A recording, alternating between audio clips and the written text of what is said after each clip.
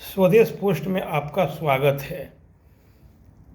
आज दुनिया के हालात को देखते हुए अब सरकार को महसूस होने लगा कि देश को अधिक से अधिक स्वायत्त बनाने की ज़रूरत है। हालांकि यह काम 12-13 वर्षों से शुरू हो चुका है, क्योंकि हम अनेक क्षेत्रों में दूसरे देशों पर डिपेंड थे। सबसे बड़ी बात है कि हमारे यहाँ मात्र 10-12% पेट्रोलियम पदार्थ पाए जाते हैं। अभी अंडमान निकोबार द्वीप समूह के पास गैस का विशाल भंडार मिला है, जो हमारे लिए सुखद समाचार है। और क्लियर हो गया कि गैस है। अब आगे निकालने की प्रोसेस, गैस का प्रकार, इस सब की अध्ययन और अनुसंधान चल रहा है। और पेट्रोलियम पदार्थ का वैकल्पिक व्यवस्था पर भी हमारी सरकार विचार कर रही है। अनेक पायलट प्रोजेक्ट्स की शुरुआत कर दी गई है।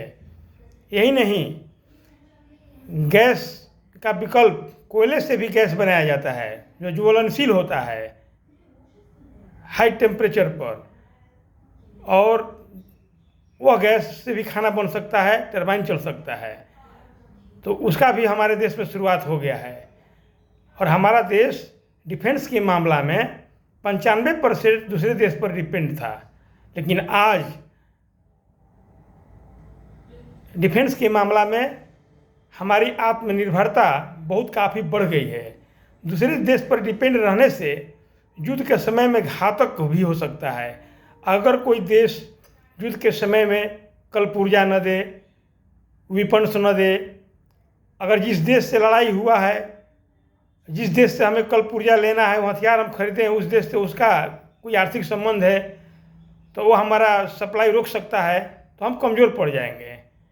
अगर यूक्रेन को नाटो का देश तथा यूरोपियन अन्य कंट्री अगर हथियार का सप्लाई न करे, तो यूक्रेन एक दिन भी रसिया से युद्ध नहीं लड़ सकता है। लेकिन रसिया 100% अपने हथियार से युद्ध लड़ रहा है, स्वयं उत्पादन कर रहा है।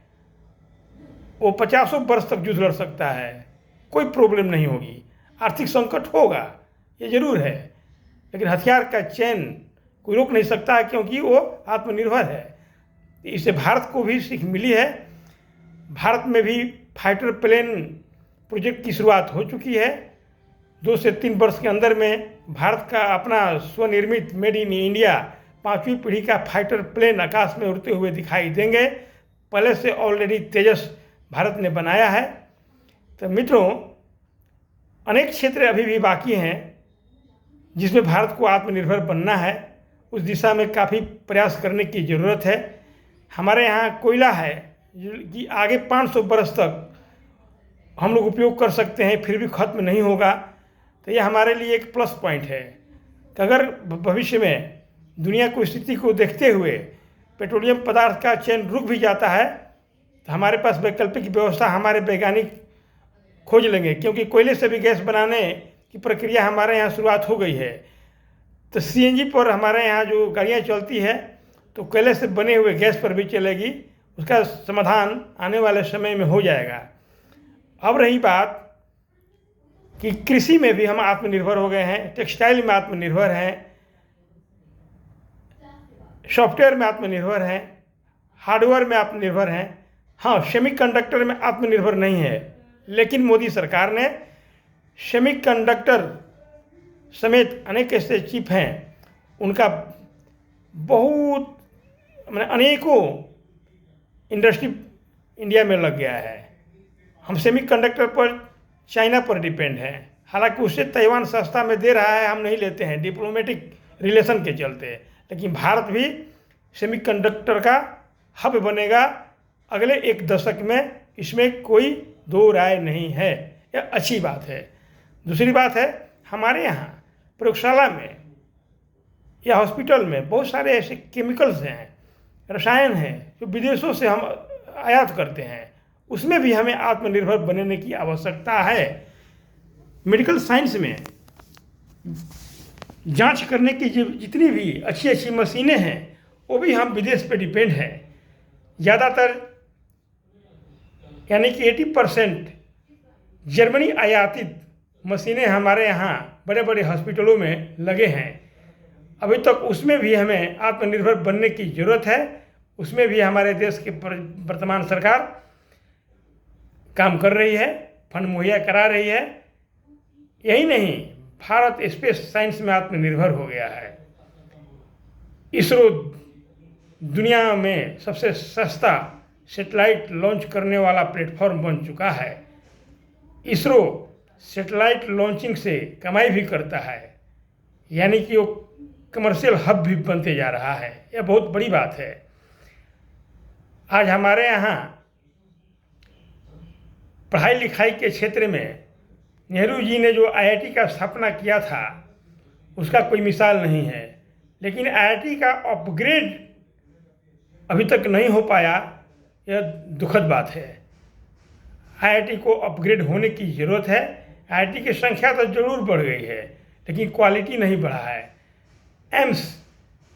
एम्स की संख्या बहुत बढ़ गई है, लेकिन दिल्ली का एम्स और हिंदुस्तान का अन्य एम्स में आकाश पाताल का अंतर है।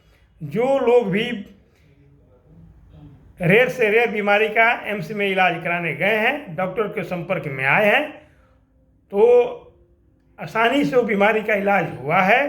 बीमारी का सही कारण भी पता चला है, सस्ती मेडिसिन से ठीक भी हो गया है।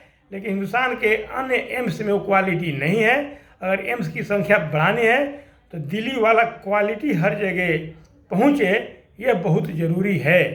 तो हिंदुस्तान को अभी भी अनेक सेक्टर में काम करने की ज़रूरत है, क्वालिटी लाने की ज़रूरत है, आत्मनिर्भर बनने की ज़रूरत है। अभी भारत बहुत पीछा है दुनिया के विकसित देशों के मुकाबले। तो मित्रों, ये अच्छी बात है कि भारत के साइंटिस्ट, सरकार सब मिल कर के इस देश को चहुमुखी विकास करने में लगे हुए हैं। जय हिंद मित्रों। वीडियो अगर पसंद आए तो इसे सब्सक्राइब जरूर करें।